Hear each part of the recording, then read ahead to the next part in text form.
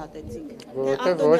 Որովհետև ոչ ոքի ուղիղ չվիրավորեց։ Ընդդիմությանը վիրավորելու ուղիղ Չէ, բայց ոչ մեկին հասարակական վիրավորանք չհասցվեց, դրա համար չընդհատեցի։ Այսինքն դուք Ի տարբերություն իդեպ ընդդիմադիր գործիչների, որոնք երեք առնվազն մի քանի անգամ վիրավորական արտահայտություններ են արել, նույնիսկ անեծքի պաշտոնական բացումը արեցինք ազգային ժողովի նիստերի դահլիճում, երբ որ ուժեղ Հայաստան խմբակցության անունից ելույթ ունեցողը պաշտոնապես անիծեց մեզ եւ մեր սերունդներին։ Բայց ինչեւ է օրինալ լինեն նրանք։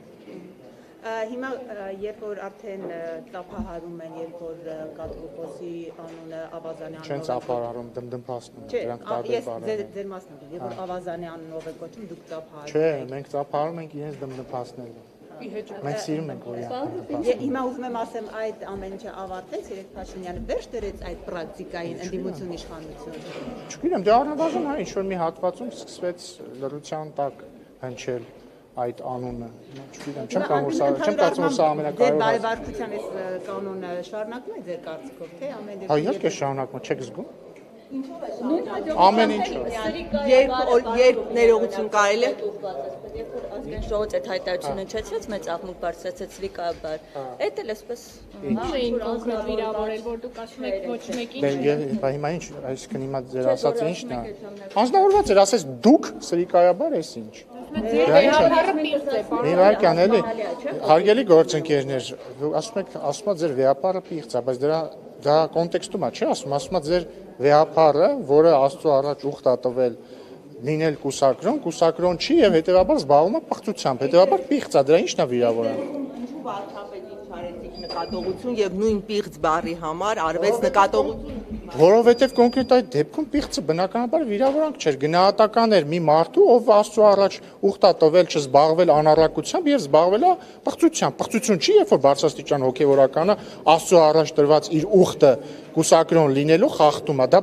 պիղծ բարի, պղծություն բարի, դասական, ներող, դե կթողեք ավարտեմ։ Սրիկայաբար բառը գնահատական չի, դա արդեն վիրավորանք է։ Գնահատական չէ՞։ Լսեք, ես հասկանում եմ,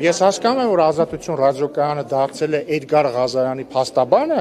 ինչը շատ բան է խոսում Ազատություն ռադիոկայանը, ինչու պիղծ բառը կոնկրետ այդ կոնտեքստում չի համարվում վիրավորանք, շատ պարզ, որովհետև խոսվում է այն մասին, որ բարձրաստիճան հոգեվորականը խախտել է Աստծո առաջ տրված իր ուխտը եւ զբաղվել է պղծությամբ։ Ինչու է սիրիկայաբար բառը վիրավորանք, որովհետև սրիկաբառը վիրավորանք է, հենց տենց, չգիտեմ, բառարանը բացեք, կարդացեք ինչի է վիրավորանք։ Արուբինեն այսօր Ռուսաստանի Պետդումայի նախագահն եթե չեմ սխալվում հայտարարություններ հնչեցրելու, այսպես էր ասել, հենց այդ տերմինը օգտագործել էր ցինիկաբար, իր խոսքերն է մեջ բերում, ասում է Հայաստանը ցինիկաբար օգտվում է ԵԱՏՄ-ի այդպես հա առավելություններից, այդ միջոցներից, բայց միևնույն ժամանակ ԵՄ դեպի այսպես քայլեր անում, ասում է ավելի լավ իրենք մեր հետ անկեղծ լինեն։ Այ սրա վերաբերյալ ինչ կարող եք ասել եւ այդ քանի որ արդեն Նիկոլ Փաշինյանն էլ, հա, հենց կառավարության ծրագիր ներկայացնելիս ասաց, որ առաջիկան պատրաստվում է։ Ինչ որ ժամկետներ կան, հստակ երբ է դիմումը պատրաստվում։ Անկեղծի մասով մենք չափազանց անկեղծ ենք եւ մենք միշտ ենք անկեղծ եղել։ Մենք չէ, որ որևէ բան ենք անում Ռուսաստանի Դաշնության հետ հարաբերությունները վատթարացնելու համար, հակառակը մենք ամեն ինչ արել ենք եւ շարունակում ենք անել նորմալ բարիդրացիական բարեկամական հարաբերություններ ունենալու համար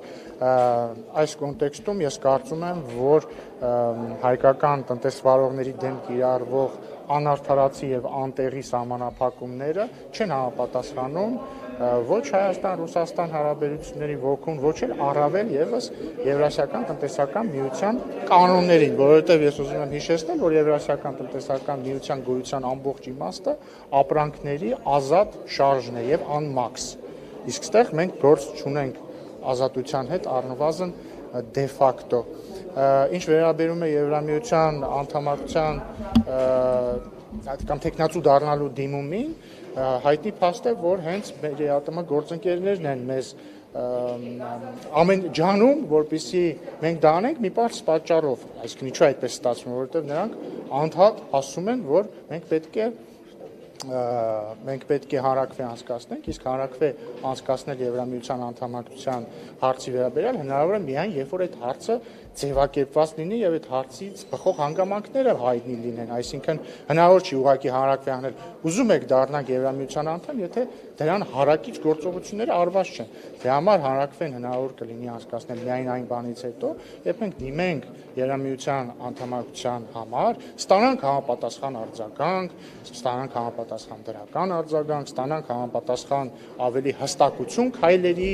ժամանակային շրջանակների վերաբերյալ, այդ ժամանակ հնարավոր կլինի իրականացնել հանրակրվե։ Եթե դուք ուշադիր եք, ես այդ հարցին պատասխանեցի։ Հապկի վերաբերյալ պարոն Ռուբինյան, վարչապետ Նիկոլ Փաշինյանը հայտարարեց, որ ուրախ կլինեն, որ ժամկետը ինչքան այ հենց հաշվի առնելով, որ այդ հարցի պատասխանը դեռ չկա, դրա համար էլ հիմա հնարավոր չի անել հանրակրվե։ վարչապետ Նիկոլ Փաշինյանը հայտարարեց, որ ուրախ կլինեն, որ հապկից Հայաստանին հեռացնել, Պեսկովն էլ արձագանքել էր եւ նշել էր, որ Երևանն ազատ է իր ընտրությունների հարցում եւ իրենք կարող են դիմումը ներկայացնել։ Մենք այսպես թե այնպես գիտեինք, որ Երևանն ազատ է ընտրության կայացման հարցում եւ ընդհանրապես Երևանը այսպես միշտ ազատ է լինելու իր ընտրության իրականացման հարցում։ Հարցը, այսինքն հիմա ուզում եմ հասկանալ ինչ տարբերություն կա, հեռացնենք, թե մենք դիմումը կտանք եւ դուրս կգանք։ Մենք ազատ ենք։ Ինչու չենք։ Ինչպես իրավացիորեն նշել է հարգարժան պարոն Պեսկովը, Հայաստանն ազատ է իր ընտրության հարցում։ Բայց ինչու չի անում ու սպասում եք։ Որովհետեւ Հայաստանն ազատ է իր ընտրության հարցում։ Շնորհակալություն։